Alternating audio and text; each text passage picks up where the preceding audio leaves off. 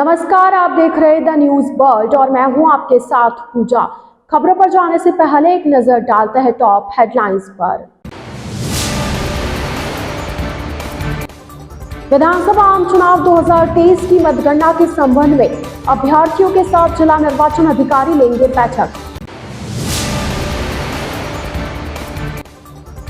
STC scout प्रशिक्षण शिविर का आयोजन। शिविर के चौथे दिन तेवरी सरपंच प्रतिनिधि विजय शंकर सोनी ने किया ध्वजारोहण।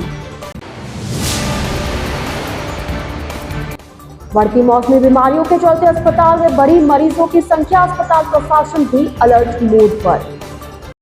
तो यह थी हेडलाइंस और अब खबरें विस्तार से।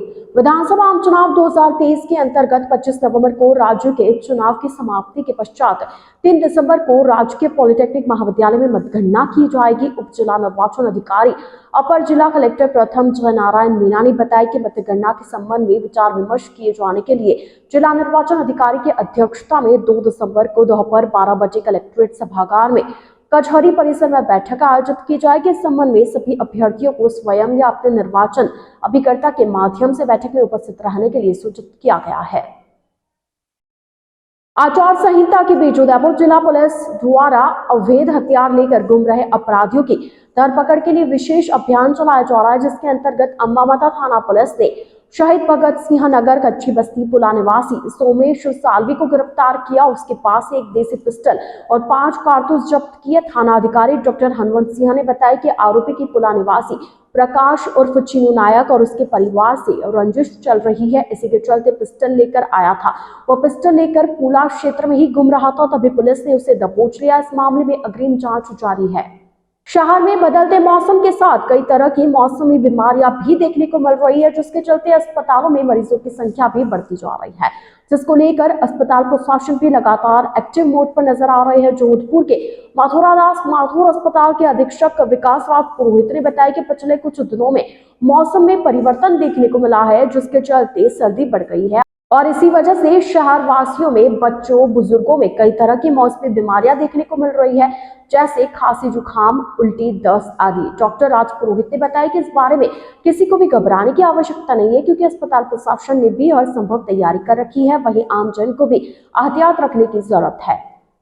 जैसा कि आप सभी को पता है कि मौसम बदल रहा है। अब सर्दी ऋतु ने दस्तक दे दी है और टेम्परेचर लो हुआ है, तो जब मौसम बदलता है तो कुछ मौसमी बीमारियां प्रकोप करती हैं, जिसमें लंग से रिलेटेड जुकाम, खांसी, बुखार, कुछ जीआईटी ट्रैक्ट से जैसे उल्टी, दस्त आदि होना, मोस्टली वायरल इन्फेक्शंस एक्टिवेट होते हैं, तो वही हो रहे हैं। अभी स्पेशली पैनिक करने की ज़रूरत नहीं है, पर हाँ सतर्क रहने की ज़रूरत है। कुछ समाचार से ये भी अवगत हुआ है कि चाइना में एक बीमारी फैल रही है, पर हमारे देश और राज्य में ऐसा कोई प्रकोप अभी तक सामने नहीं आया है। फिर भी हम सरकार सतर्क है, प्रशासन सतर्क है। हमारे जितने आईसीयूज हैं, वेंटिलेटर्स हैं, सारी हमने मॉक ड्रिल कर ली है।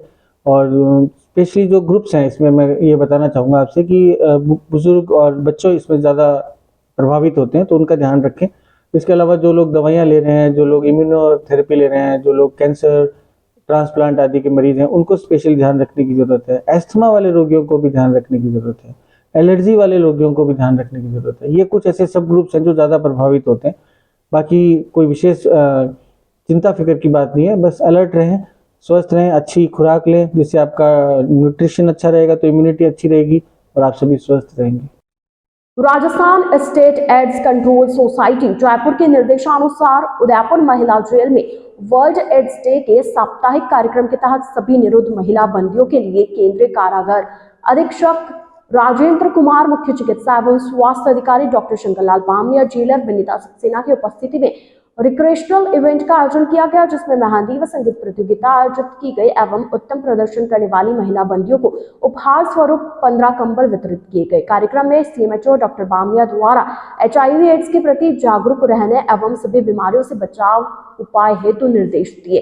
संक्रमित व्यक्ति के साथ भेदभाव न करके उसके साथ अच्छा व्यवहार करने हेतु कहा गया। सभी बंदियों को कहा गया कि आप जब भी यहाँ से बाहर जाए तो अपने जीवन को अच्छी दिशा में लेकर जाए और किसी भी आवेश में आकर कोई गुनाह ना करे और अच्छा जीवन जिए। डॉक्टर मनु मोदी द्वारा एचआईवी एड्स के फैलने के कारण, लक्षण एवं बचाव के उपाय के बारे में जानकारी दी गई।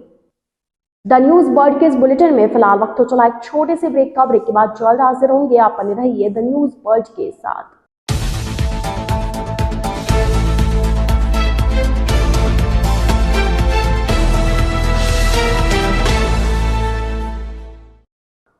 ब्रेक के बाद आपका स्वागत है। विराटनगर विधानसभा क्षेत्र के बाणगंगा मैड में स्थित कपासन माता मंदिर में एसटीसी ग्रुप शिविर के चौथे दिन तेवड़ी सरपंच प्रतिनिधि विजय शंकर सोनी ने ध्वजारोहण किया। सोनी ने कहा कि स्काउट में जीवन जीने की कलाएं सिखाई जाती है। शिविर संचालक हीरालाल स्वामी ने स्कार्फ पहनाकर स्वागत किया। सहायक सचिव रामगोपाल सैनी ने शाब्दिक स्वागत किया। शिविर संचालिका प्रेमलता कुमावत ने कहा कि शिविर में सुबह 5 बजे से लगाकर रात्रि 10 बजे तक संभागियों के लिए दैनिक कार्यक्रम निर्धारित किए जाते हैं। विराटनगर विधानसभा क्षेत्र के महासिंहकाबास में स्थित श्री धोलेश्वर धाम में श्री श्री 1008 ब्रह्मलीन श्री प्रभातदास जी महाराज की सप्तमी पुण्यतिथि पर महंत गणपत दास महाराज के सानिध्य में 21 कुंडीय श्री राम महायज्ञ एवं श्रीमद् भागवत कथा के चौथे दिन नारद ऋषि द्वारा भगवान विष्णु को श्राप राजा बलि द्वारा यज्ञ करने का प्रसंग, भगवान विष्णु के वामन अवतार की कथा श्रीमद् भागवत कथा में नारद द्वारा भगवान विष्णु को श्राप प्रसंग ने भक्तों का मन मोह लिया। यज्ञमान अर्जुन लाल कुम्हार ने बताया कि प्रतिदिन हजारों की संख्या में भक्त यज्ञ में भाग लेकर यज्ञ और श्रीमद् भगवत कथा का श्रवण कर पुण्य प्राप्त कर रहे हैं। यज्ञ के दौरान आज 28,000 आहुतियां दी गई। महंत गणपत दास महाराज ने बताया कि 4 दिनों में 1 लाख आहुतियां दी गई। यज्ञ प्रारंभ से भंडारे का आयोजन भी प्रतिदिन किया जा रहा है, जिसमें भक्तगण बाबा का जयकारा लगाते हुए प्रसादी ग्रहण करते हैं और यज्ञ में शामिल होकर पुण्य प्राप्त कर रहे हैं। राजस्थान विधानसभा चुनाव 2023 के चलते अब एग्जिट पोल भी सामने आ गए हैं। इन एग्जिट पोल की बात मानी जाए तो अभी भी यह कहना जल्दबाजी होगी कि प्रदेश में किसकी सरकार बनने जा रही है। वहीं सीकर जिले के लक्ष्मणगढ़ में भी इस बार प्रत्याशियों की सीधी टक्कर देखने को मिल रही है। देखिए हमारे संवाददाता राम शर्मा की ये रिपोर्ट। नमस्कार, मैं राम शर्मा। आज हम बात करते हैं विधानसभा चुनाव की। विधानसभा चुनाव में सीकर ज़िले में जो 8 विधानसभाएं हैं, उनमें कौन सी पार्टी इस बार जीतने जा रही है, कौन सी पार्टी को इस बार निराशा हाथ लगेगी, इस बारे में हम चर्चा करेंगे। सबसे पहले हम बात करते हैं सीकर ज़िले के लक्ष्मणगढ़ विधानसभा की, जहां से प्रदेश कांग्रेस कमेटी अध्यक्ष गोविंद सिंह डोटासरा मैदान में है, तो वहीं उनके सामने पूर्व केंद्रीय मंत्री सुभाष महरिया हैं। इन दोनों के बीच में काफ़ी टक्कर देखने को मिल रही है, जिसमें कि जनता की माने तो इस बार भी पिछले 3 चुनाव में विधायक रहे गोविंद सिंह डोटासरा ही जीतते नजर आ रहे हैं। वहीं जिले की फतेहपुर विधानसभा से कांग्रेस से पूर्व विधायक हकम अली इस बार भी बाजी मारते हुए नजर आ रहे हैं। फतेहपुर विधानसभा में श्रवण चौधरी पर भाजपा ने अपना विश्वास दिखाया, जिसके चलते यहाँ के जो भाजपा के नेता थे उनमें मनमुटाव नजर आया और भाजपा के दिग्गज नेता मधुसूदन भिंडा निर्दलीय प्रत्याशी के रूप में मैदान में आ गए। तो वहीं नंद किशोर महरिया जेजेपी से टिकट लेकर के मैदान में है।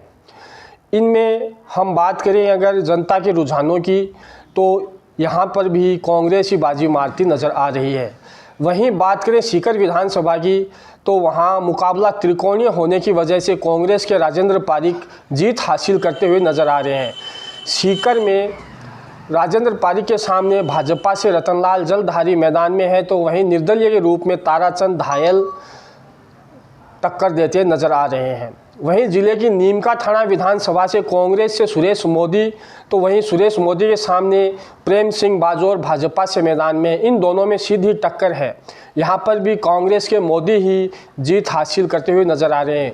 अगर बात करें श्रीमाधोपुर विधानसभा की, तो वहाँ से झाबर सिंह खर्रा और कांग्रेस से दीपेंद्र सिंह मैदान में है, जहाँ पर भाजपा के झाबर सिंह खर्रा की जीत नज़र आ रही है। यहाँ यह भाजपा की पहली सीट है जो कि भाजपा यहाँ पर जीतती हुई नज़र आ रही है। धोद विधानसभा की बात करते हैं, तो वहाँ से गोवर्धन वर्मा भाजपा से हैं और कांग्रेस से जगदीश प्रसाद दानोदिया, तो वहीं माकपा से पेमाराम भी मैदान में है, जिनमें काफ़ी कड़ा मुकाबला देखने को मिल रहा है। इस सीट का फैसला कर पाना बहुत ही कठिन नज़र आ रहा है। यहाँ पर हम देखें तो बहुत सी टक्कर नज़र आ रही है, जो कि भाजपा और माकपा में नज़र आ रही है। इनमें भाजपा और माकपा में हम सीधी टक्कर देख सकते हैं, किंतु ये नहीं बता सकते कि कौन जीतेगा। जिले की दातारामगढ़ विधानसभा की अगर हम बात करें तो यहाँ से गजानंद कुमावत और भाजपा से गजानंद कुमावत और कांग्रेस से वीरेंद्र सिंह में सीधी टक्कर नज़र आ रही है, जो कि यहाँ पर भी जनता की माने तो कांग्रेस ही सीधे बढ़त करती नज़र आ रही है। खंडेला विधानसभा से कांग्रेस से महादेव सिंह और भाजपा से सुभाष मील मैदान में है। इन दोनों में सीधी टक्कर देखी जा रही है। यहाँ पर भी कांग्रेस ही जीतती हुई दिखाई दे रही है। इस तरह हम सीकर की 8 विधानसभाओं की बात अगर करें तो यहाँ पर 5 में कांग्रेस और 2 में भाजपा जीतती हुई नज़र आ रही है। वहीं एक सीट अटकी पड़ी है, वहाँ पर भाजपा और माकपा में सीधी टक्कर देखने को मिल रही है। तो हम सीधे शब्दों में कह सकते हैं कि यहाँ सीकर ज़िले में इस बार भी कांग्रेस बढ़त देती नज़र आ रही है। आइए चलते एक बार फिर नजर डालते हैं आज के टॉप हेडलाइंस पर। विधानसभा आम चुनाव 2023 की मतगणना के संबंध में अभ्यर्थियों के साथ जिला निर्वाचन अधिकारी लेंगे बैठक। एसटीसी स्काउट प्रशिक्षण शिविर का आयोजन। शिविर के चौथे दिन तेवरी सरपंच प्रतिनिधि विजय शंकर सोनी ने किया ध्वजारोहण। बढ़ती मौसमी बीमारियों के चलते अस्पताल में बड़ी मरीजों की संख्या, अस्पताल प्रशासन भी अलर्ट मोड पर। तो आज के इस बुलेटिन में फिलहाल के लिए इतना ही। अब दीजिए इजाजत। पूजा को आप बने रहिए द न्यूज़ बर्ड के साथ। नमस्कार।